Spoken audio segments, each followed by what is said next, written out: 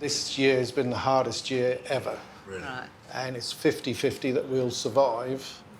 Every bit of conversation is about what's happening price-wise and stuff like that.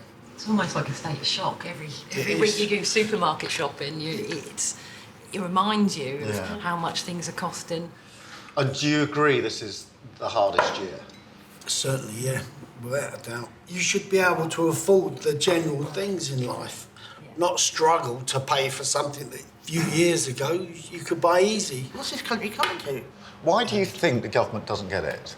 They're not in the real world. They're detached from it, yeah. Who represents us in government are millionaires or multi-millionaires. They've not got a clue what it's like on the ground floor. Hello, how are you? As a child, I grew up in a Pebble Dash semi. Dad was a toolmaker, Mum was a nurse, so there was never a lot of money.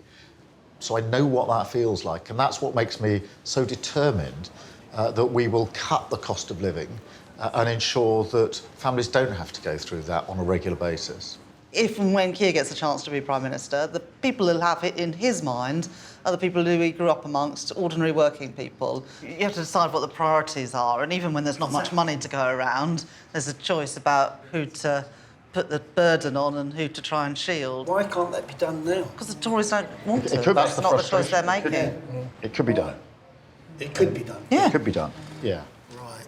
It shouldn't be like this. that's what I feel. This country could be better than this. Yes, everyone we met today has got so much, ambition, and they're willing to put in the effort, but things are not working well enough.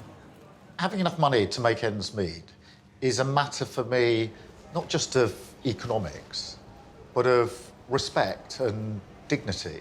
To be honest, I always thought Tories were the government for business, but they're obviously not anymore. But what would you actually do, and would you stick to anything? So one of the things we, Trump wanted to talk about today is our High Streets plan, a package of energy measures, a bit like what Sue was saying. These energy companies are making huge profits, and the so-called windfall tax that the government have introduced, Shell didn't pay a penny of it last year. If we can't look back after 5-10 years of a Labour government and come back here or come back and see you and say things have got better, things have changed, we're not having the same conversation, then we will not have done what we need to do. OK, I'll promise to make the effort and cast the vote, and then I'll hold you to keep your promises. Absolutely. Growing up, as I did or other members of my shadow cabinet did, struggling to make ends meet, lives with you.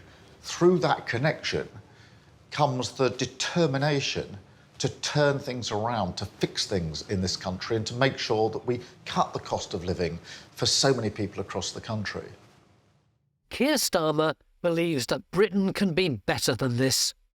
Labour would support working people and bring down the cost of living. Labour would freeze your council tax this year.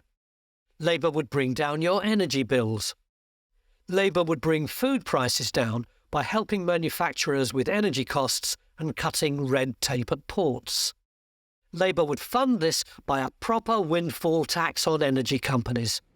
Vote Labour on Thursday, May the 4th. Let's build a better Britain.